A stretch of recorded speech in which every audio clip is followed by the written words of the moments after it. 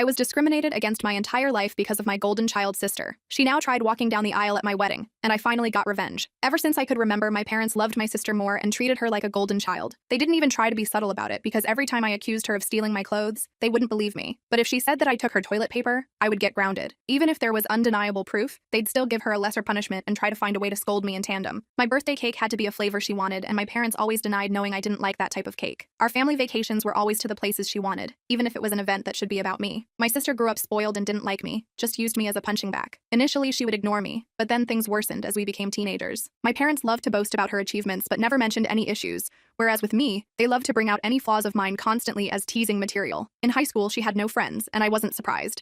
My parents had spoiled her, which made her too introverted to talk to anyone. While I was fairly popular, she found this unacceptable and lied to my parents that all of my friends were substance abusers, and I was banned from staying friends with everyone. What saved me from complete isolation was my extended family. Most of my family lived in the same hometown, and I got along with my cousins despite some age differences. At one gathering, they invited me over and I told them how I was banned from leaving the house. When asked why, my kid self with no filter replied that it was because I wasn't allowed to have friends since my sister didn't have any. My parents found out quite quickly and had a huge argument with our extended family, and as expected, I was grounded for complaining. Eventually, my sister's situation worsened, so she changed schools. I guess the humiliation of extended family knowing her social status was bad, and she demanded to be changed. My parents immediately obliged, even though it cost them more since the school was further away. My sister made friends at the new school. I thought this would make her ease up on me, but instead, it made this worse. Her friends would come over and bully me, and my parents called it light teasing. I never called friends over because my parents were awful hosts to them, or my sister would accuse them of taking stuff and they'd believe it. I did become close to my cousins though, especially because my parents didn't dare to mess with them. I was slowly starting to believe that life was back at its peak, especially because I finally got a boyfriend. But little did I know that my sister had her ways of ruining this as well. I didn't want to bring him home at all, but when my parents found out, they insisted. We arrived at my doorstep, and since the moment he entered, my sister had been staring at him. At one point, we were separated, and he came to find me to tell me that my sister was flirting with him. He said that she came over with revealing clothing, batting her eyelashes badly, and started telling him how bad I was, and how good she was at having intimacy. He told me how he didn't want to listen to more of it and came to find me. I told him that he should leave and that I was going to confront her about it. When I confronted her about it in front of my parents, my sister told them a different story, that my boyfriend had instead tried to flirt with her, but she naturally refused since she would never do that to me. I forgot how favored my sister was, and of course they sided with her. My boyfriend wasn't perfect, but I immediately believed him. No offense to her, but she had the same body as my parents who were overweight. I knew for a fact that my boyfriend wouldn't try to cheat on my model body with my sisters. I argued back and forth with them, but my parents prohibited me from dating such a terrible boy. We tried keeping our relationship a secret, but failed to do so because my boyfriend wanted to get touchy once in a while. I ended up dating a different guy, but history repeated itself and the same story took place. I tried pointing out how this happened again, but they decided that meant I was incapable of making good choices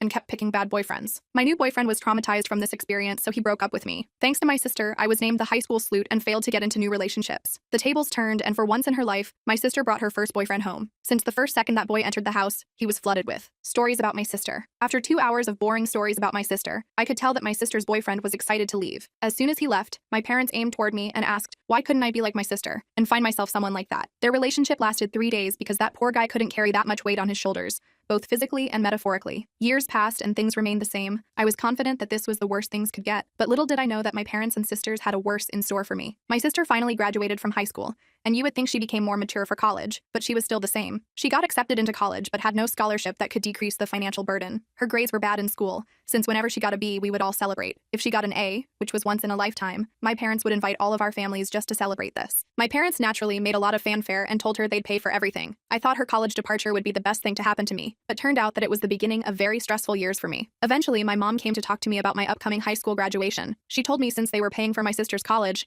they had no money to pay for mine, so it would be better for me to start working immediately after graduation and wait until my sister finished university to see if they could afford something for me. This basically meant that I would either go to college with student loans or take 4 years off and stay at their house, where they also made me pay rent. It became obvious that she was trying to get me to throw a tantrum because she didn't like my simple reply. I told her I was fine with not going to university and never wanted to go in the first place. This was a flat-out lie, but I figured I could use her words against her. My dad later tried getting on my nerves with my mom, but he failed as well. After a whole lifetime of terrible parenting, I never had any expectations towards my education. A few years passed and I worked very hard and got a scholarship. Not to anywhere like the Ivy League, but it was a good enough course with a full scholarship. Knowing my sister would hate it and try to stop me, I put my achievement on social media at the same time I told them, even forced myself to thank them in the post. Now they couldn't forbid me from going, as they'd have to explain to the family why not. I guess my sister eventually got to them, and they changed gears and asked me if I was sure I wanted to go. They told me how my sister wasn't doing well in college, and since she was smarter and had better judgment than me, I'd suffer worse. I lied to them and told them that my courses were easier and that I'd be fine. They weren't happy with my decision, but couldn't stop me. College ended up being my savior, and for once in my life I was happy. I still contacted my parents and visited on holidays and such, but since they refused to pay for anything. During this time, I avoided introducing anyone to them, and I'm glad I did because this man ended up becoming my husband. Unfortunately for my family, my husband was the type of guy who loved drama. He won't forgive or forget, and he's probably cooking some revenge. People were baffled when I got together with him because of the big difference in character. Most people thought of him as an angry man,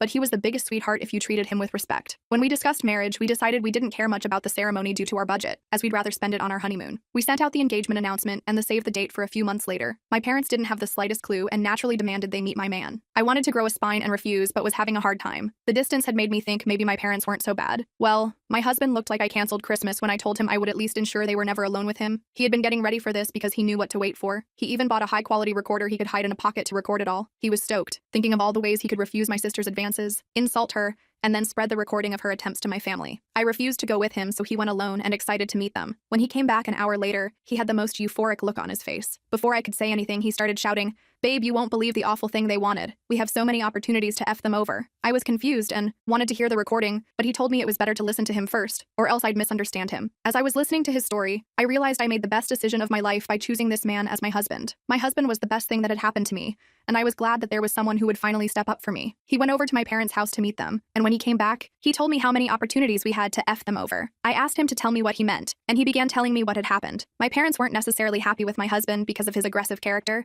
but they said how we're willing to pay for my wedding, on one condition. My sister would walk down the aisle on my wedding first, and in a wedding dress. My husband asked why, and they said that it wasn't okay for a younger sister to marry first, so it was only fair if my sister had at least the experience of it. My husband told me how he recorded the entire conversation with a grin on his face. He didn't try to say no to my parents because he was planning revenge. My husband told me how this was a perfect opportunity for revenge, and it helped me get out of a horrible headspace. We had a blast thinking up ways to screw them over this. We then called his much more level-headed brother when we decided on a plan. It involved having 2 venue addresses and giving them the wrong one. My husband's brother scolded us for this idea, calling it unethical and a horrible thing to do. So instead, we decided to invite my parents and hire security and not let them in. We also created the best scheme to get my parents to pay for the most expensive wedding we could get. My husband went back to my parents and said that he was willing to accept their offer, even though I wouldn't like it. He pointed out I don't like conflict, so if I was surprised by it, I might not throw a tantrum in front of all the people. Once that was agreed on, my husband brought up the pay. He told them that if they were to pay for the wedding, I would feel even more pressure to keep quiet. Once my husband and my father shook hands, I saw my grown sister skipping with joy in the video. For any discussion about my sister walking down the aisle before me, he'd go over to their house to talk, and so began the months of deception. My parents and sister thought they were tricking me, and my husband and I were milking them. We decided that my husband and sister would go over the food and decoration options, and every time my husband would point out the cheapest option available, he would then sigh and say, "It's a pity we don't want to abuse my parents' goodwill, so we wouldn't get the best options." My sister thought she was going to be a big part of our wedding, so she demanded that my parents pay for the best. My parents would then tell my husband not to worry, and they'd pay for the most expensive. We did the same thing for the photographers, DJ, and many more unnecessary things. Throughout this entire process, my sister tried flirting with my husband because she had the illusion that she was marrying my husband. My husband acted conflicted and made sure to keep a safe distance from them. My husband told me how he enjoyed the whole tricking them more than planning our actual wedding. We were sitting and reflecting on how we just turned our low-budget wedding into the most extravagant possible. A few days had passed and it was finally our wedding day. My husband and I were more excited about tricking my parents than the wedding itself, but I never imagined that things would go better than expected. Our wedding was planned to perfection, and our revenge was waiting to be executed. My husband and family had come up with what they thought was a perfect plan. They wanted my sister to arrive at the perfect time to walk down the aisle, so they would avoid talking to me. My husband and I made sure to keep our security hidden at first. As the guests and my parents arrived, all they could see was a woman with a list of names to check. Only after my parents arrived and sat down did we bring out security. We told him to not allow anyone my sister in and even agreed to pay a handsome tip if he didn't reveal we told him that. A few minutes later, my parents got a text message from my sister which said that my sister was 5 minutes away. My dad stood up and made some gestures with his head, and soon enough my bridesmaids were following him. After they all went down and took their places, my dad stood up at the entrance as if waiting for me. A friend of mine in on the plan texted me and told me to get ready. As soon as my dad took his position, the bridal song started playing. The doors opened and I walked in. My dad looked shocked when he realized that it was me instead of her golden child. He tried looking at the venue entrance to spot my sister, but she was nowhere to be seen. At this point, he was supposed to walk me down the aisle, but he didn't. He got a phone call from someone and made it as an excuse to leave and mumbled, "Something came up." There were gasps and confusion all around. The friend in on it loudly asked what happened. I lied and in a teary voice said he told me. It wasn't supposed to be me there. The friend then loudly went, "What did he mean by it shouldn't be you?" so that as many people as possible could hear and spread it. My husband's dad quickly ran over and took my arm. I walked down the aisle to whispers as people discussed what happened. My husband and I deserved an Oscar because of how well we wept fake tears. My parents never came back and they missed my marriage. No one dared to tell me what was happening, but someone told me. He whispered in my ear that he had to go to the bathroom or else he would burst out laughing. Our plan had worked. I was told that my sister did arrive in a wedding dress. The security refused to let her in until my dad went there and tried threatening him with police, claiming he never heard of him. The security had no problem with the police coming because he was hired by us. At that point, my dad realized by then it'd be too late and tried to demand he let my sister in. My dad went after my husband and he pretended to be confused. He denied having ever agreed to something so ridiculous with my parents in front of everyone else. When they insisted he did, he demanded proof, and of course they couldn't find any. My sister was scream-crying and apparently sat on the floor kicking her legs like a kid. My dad looked like he'd beat my husband, but security and other people held him back. The venue had cameras, but they refused to show me the recording of my dad punching my husband. But some people took videos and even uploaded them online. Watching my parents and sister get ripped apart by any and everyone who came out to check the drama was delicious. After years and years of being accused of stuff and not believed, to watch them have a taste was one of the best wedding gifts. My mother was crying, my dad kept changing from purple to white, and my sister was still on the floor crying and screaming. They kept insisting that my husband was in on it, but people kept asking why would my husband agree, why was there no proof, and why they wanted my sister to do this to my wedding. They were told to leave and had no choice but to do so. My dad apparently had to drag my sister up as she refused to leave the ground. Their taxi arrived, and before my dad got in, he said, "You guys are going to pay me back every penny." We were glad that he was gone and all of us went back to enjoying our marriage.